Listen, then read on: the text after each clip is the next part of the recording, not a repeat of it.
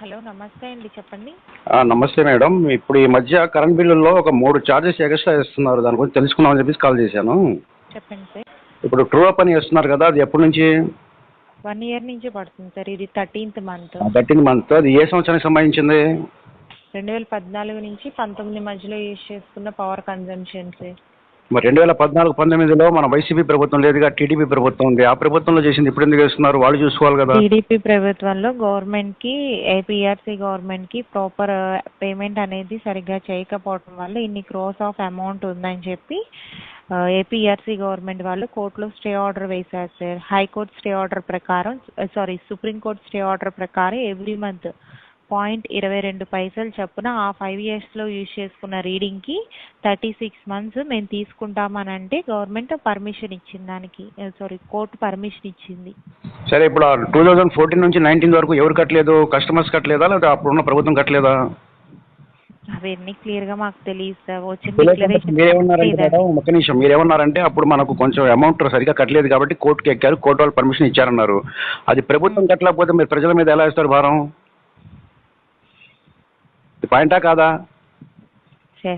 అది గవర్నమెంట్ కట్టలేదా ప్రజలు కట్టలేదా అనేది మాకు అంత. ఇప్పుడు ఎవ్రీ మంత్ మనకు బిల్ రాకపోతే కరెంట్ ఉంచారు కదండి, మీరు వచ్చి పీక్కుని వెళ్తారు కదా. మరి అలా కడుతున్నప్పుడు సరే మళ్ళీ ఎక్స్ట్రా ఫిట్టింగ్ వేస్తూ, అంటే ప్రభుత్వాలు నాయకులు చేసే తప్పులు కూడా సామాన్య ప్రజల మీద వేసేసి మళ్ళీ ఛార్జీ రూపంలో లాక్కుంటారా?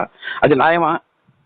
ప్రతి నెల మీకు బిల్స్ కడుతున్నాం కదా ఒకటి. ఇంకో రెండోది చూడండి, అయినా సరే 2014-19 అయితే కట్టకపోతే ఆ ప్రభుత్వానికి లాక్కొచ్చేసి వాళ్ళు జైల్లో జరిమానా ఏదో వేయాలి, కానీ ప్రజల మీద భారం వేసేసి వాళ్ళకి శిక్షలేసేట. ఇంకోటి రెండోది చూడండి, ఇంకోటి పెట్టారు, ఇది ఎఫ్పిపిసిఏ చార్జెస్ అని చెప్పేసి, ఇది 7వ నెల 2021 అనంట సార్. ఎఫ్పిపిసిఏ చార్జెస్ అనేది 2021-2023 సంవత్సరం కోల్ని ఈ బొగ్గు ఇంధనాన్ని కొనుగోలు చేశారంటండి. దానికి ఇంత పర్సెంటేజ్ చెప్పిన 2021 అయితే 60 పైసలు చొప్పున యూనిట్కి తీసుకుంటున్నారు ఆ ఇయర్లో రీడింగ్ని బట్టి.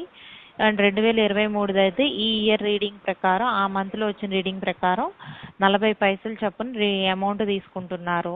అది స్టేట్ గవర్నమెంట్, అది సెంట్రల్ గవర్నమెంట్ తీసుకుంటున్నది? ఏపీఆర్సీ గవర్నమెంట్ వాళ్ళు డిక్లేర్ చేసింది సార్ ఇది కూడా. మరి ఇది ఒకప్పుడు వచ్చి కావు కదా మేడం, ఈ 3 బిల్స్ ఇప్పుడు ఎందుకు వస్తున్నాయి? ఒకప్పుడు కూడా కొనేవాళ్ళు కదా బొగ్గు. కొనేవాళ్ళు సార్. ఇప్పుడు గవర్నమెంట్ అనేది ఎట్ ఏ టైం కొన్ని క్రోస్ ఆఫ్ అమౌంట్ని పే చేయాల్సి వస్తుంది కదా సార్. అలాగే అదేదో కన్జ్యూమర్స్ దగ్గర నుంచే వచ్చే ప్రతి సర్వీస్ నెంబర్ మీద ఇంత పర్సెంటేజ్ చొప్పున డైరెక్ట్ వెళ్ళేటట్టు పెట్టారు ఆప్షన్ అనేది. మరి అలాంటప్పుడు పైన మనకు ఫిక్స్డ్ ఛార్జెస్ అని, కస్టమర్ ఛార్జెస్ అని, ఎలక్ట్రిసిటీ డ్యూటీ అని చెప్పి చేస్తున్నారు కదా, అవి మాదైనా క్యాన్సిల్ చేసుకోవచ్చు కదా. అలాంటప్పుడు మా దగ్గర అన్ని రకాల ట్యాక్స్లు వసూలు చేస్తూ మళ్ళీ బొగ్గు కొన్నందుకు అని ఎక్స్ట్రా పైసలు వేసి గత ప్రభుత్వంలో ఉన్న బకాయిలు మొత్తం ప్రజల దగ్గర వసూలు చేయడం అంతవరకు సమంజసం? అది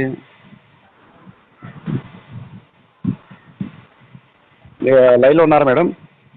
నేను లైన్లోనే ఉన్నాను. చెప్పండి. సమాధానం చెప్పడానికంటే మా దగ్గర కూడా కరెక్ట్ ఇన్ఫర్మేషన్ అయితే మేమైనా ఏం చెప్పగలం సార్. చెప్పండి. ఇన్ఫర్మేషన్ వరకు చెప్తున్నాం సార్. మేడం, మీరు కస్టమర్ కేర్లో ఒక ఎంప్లాయీగా పెట్టినప్పుడు మీరు మాకు సర్వీస్ ఇవ్వాలి కదా. మీరు సర్వీస్ మీకు ఇన్ఫర్మేషన్ లేకుండా మీకు ఎలా సర్వీస్ ఇవ్వాలని చెప్పేసి ఆ జాబ్లో ఉన్నారు మీరు. సార్ ఇదైతే ఏపీఆర్సీ గవర్నమెంట్ డిక్లేర్ చేసిన ప్రైజెస్ ఆల్ కన్స్యూమర్స్ పే చేయాల్సిందని చెప్పన్నారు. వాట్ ఎవర్ రీజన్స్ అడిగితే చెప్పారు. ఓకే మేడం, మీరు మీ సర్వీస్ మీరు బాగానే చేస్తున్నారు, కాదనట్లేదు. ఇలా ప్రతి నెల ఇప్పుడు చూడండి 13 నెలలు గడిచినాయి టూ అప్ చార్జెస్ అనేది. ఇంకా 36 నెలలు 13 నెలలు పోయిందంటే ఇంకా ఉన్నాయి మాకు 23 నెలలు కట్టాలి. 23 నెలలు చెప్పున కట్టుకుంటూ పోతే ఇది ఎంతవరకు న్యాయమా అని నేను అడుగుతున్నాను. ప్లస్ ఈ ఎఫ్పిపిసిఏ చార్జెస్ కూడా ఈ బొగ్గు కొన్నాము పెరిగినాయి 60 పైసా 40 పైసా అనేది. ఒక 10-20 రూపాయలు అయితే సామాన్యుడు కడతాడు, కానీ మీరు ఇక్కడ దాదాపు ఒక చిన్న చిట్క బిల్లు మీద కూడా 215 రూపాయలు ఒకటి, 98 రూపాయలు ఒకటి, 40 రూపాయలు ఒకటి వేసేసారంటే, ఇదే బిల్లు వచ్చింది ఎంతండి మనకు 680 రూపాయల బిల్లుకి కట్టడానికి వెళ్ళేటప్పుడు 1100 రూపాయలు అంటున్నాడు. దాదాపుగా 400 వేరియేషన్ కనబడుతుంది ఇక్కడే. అవునా? అవును సార్. మేము మీ సర్వీస్ వాడుకున్నందుకు దానికి కడుతున్నాం కదా, ఆల్రెడీ 680 కడుతున్నాం, ప్లస్ ఏమో కస్టమర్ ఛార్జెస్ కడుతున్నాం, కస్టమ్ డ్యూటీ కడుతున్నాం. మరి ఇది ఎందుకు సపరేట్గా? మళ్ళీ కరెంట్ బిల్లో మీరు బొగ్గు తీసుకొచ్చిన దానికే కదా నేను కరెంట్ బిల్ కట్టేది.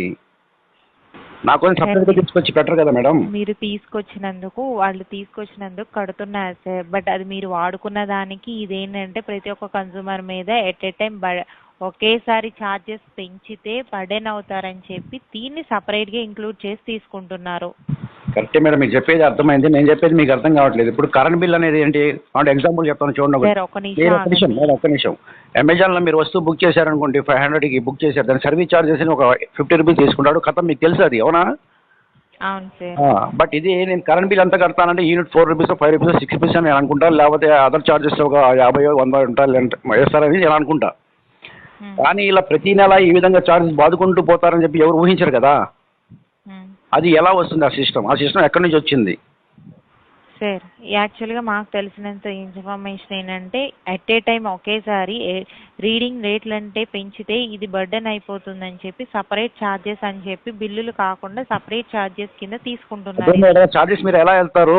ఏ సెక్షన్ ప్రకారం వెళ్తారు? ఏ న్యాయపరమైన వివరంగా వెళ్తారు, లేదా ఏ రాజ్యాంగ పరంగా వెళ్తారు మీరు అంటున్నా నేను. ఇది మీరు నేను డిక్లేర్ చేసిన ఫార్మేట్ కాదు సార్. ఏపీ ఎలక్ట్రికల్ ప్రజలకు చెప్పాలి కదా మేడం, ప్రజలకు చెప్పాల్సిన బాధ్యత ఉంది కదా. మీకు కావచ్చు, లేకపోతే ఆ నాయకులు కావచ్చు. అందుకే కదా సార్ చెప్తుంది మీతో. ఇప్పుడు మీకు మాకున్న ఇన్ఫర్మేషన్ వరకు చెప్తున్నాము.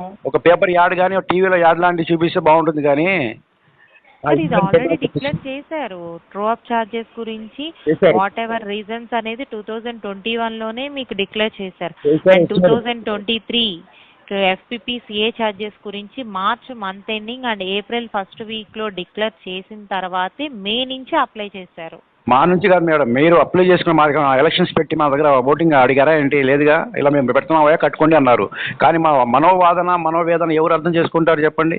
ఇప్పుడు ఎలక్షన్స్కి వస్తే నాయకులు కానీ రాజకీయ పార్టీలు కానీ మేము ఓట్లు వేస్తాం, నచ్చిన వాడికి ఓటేస్తాం, నచ్చిన వాడిని ఓటేయం, గెలిచేవాడు గెలుస్తాడు, లేకపోతే లేదా. అది ఒక సిస్టమ్. కానీ ఇక్కడ మీరు పెట్టాం అన్నారు అంతే తప్ప దాని యొక్క మా రిజల్ట్ ఏమైనా తెలుసుకున్నారు మా వైపు నుంచి? అంటే మేము కూడా అంగీకరిస్తున్నామనో లేదుగా. మేము పెడుతున్నాం, ట్రూ కాలర్ కట్టాల్సిందే. 2014-19 దాకా పెట్టాం. ఆ ప్రభుత్వం కట్టాలా, మీరు కట్టాలి. మేము ఎందుకు కడతాం? ఆ ప్రభుత్వంలో అప్పుడు ఎవరైతే నాయకులు ఉన్నారో, ఏ సీఎం ఉన్నారో వాళ్ళ మీద మీరు జరిమానాలు వేయాలా, జైలు వేయాలా, లేకపోతే లోపల పంపించేయాలి. కానీ ప్రజల్ని ఇలా బలిపశులు చేయడం ఎంతవరకు సమంజసం అంటున్నా నేను. ఒకటి. రెండోది, FPP ఛార్జెస్ అనేది మేము బొగ్గు కొన్నాం, పెట్రోల్ రేట్లు పెరిగినాయి, ఒకేసారి వసూలు చేయాల్సిన అవసరం మీకేముంది? ఆల్రెడీ కరెంట్ బిల్ మేము కడుతున్నాం కదా. కరెంట్ బిల్లోనే కదా బొగ్గు ఛార్జెస్ కూడా వచ్చాయి. అది వేరు ఇది వేరు ఉండదు కదా మేడం. అర్థమవుతుందని చెప్పేది. ఇప్పుడు లేకపోతే ఈ FPP ఛార్జెస్ అని ఏమైనా చేస్తున్నారో అవి కట్టించుకోండి. పైన ఉన్న కరెంట్ బిల్లు మీరు ఆపేయాలి. అప్పుడు రీడింగ్ ఆపేయాలి మీరు. అప్పుడు ఏం చేయాలంటే మినిమం ఒక 400 300 మాకు వేసి పంపిస్తుంటే సరదాగా కట్టేస్తాం. మీరు కరెంట్ బిల్లు కట్టండి, ట్యాక్సీలు కట్టండి, ప్లస్ మాకు ఈ పెరిగినటువంటి బొగ్గు ఛార్జెస్ కూడా వేస్తాం, అది కూడా కట్టండి. ప్లస్ ఇప్పుడు రాష్ట్రం అప్పుల పాలలో ఉంది, ఖర్చులు చాలా పెరిగిపోయినని చెప్పేసి ఈ విధంగా దొబ్బేస్తే ఒక సామాన్య మానవుడు ఎలా బతుకుతాడు చెప్పండి? ఇప్పుడు రోజుకి 100 రూపాయలు కూడా సంపాదించిన వాళ్ళు మన ఆంధ్రప్రదేశ్లో చాలామంది ఉన్నారు. మరి వాడి బిల్లుగా చూస్తే దాదాపుగా మీరు 400 అబౌవ్ మామూలు ఎక్స్ట్రా ఛార్జెస్ చేశారు. ఈ 400 ఎక్కడి నుంచి తీసుకొస్తాం? పనికి ఆహార పథకం అని చెప్పేసి లేకపోతే అలాంటి కార్యక్రమం పెట్టి 160 180 ఇస్తున్నప్పుడు ఈ ఎక్స్ట్రా ఫిట్టింగ్ 450 రూపీస్ ఎక్కడి నుంచి కడతాడు? ఎన్ని రోజులు పని చేయాలి అతను?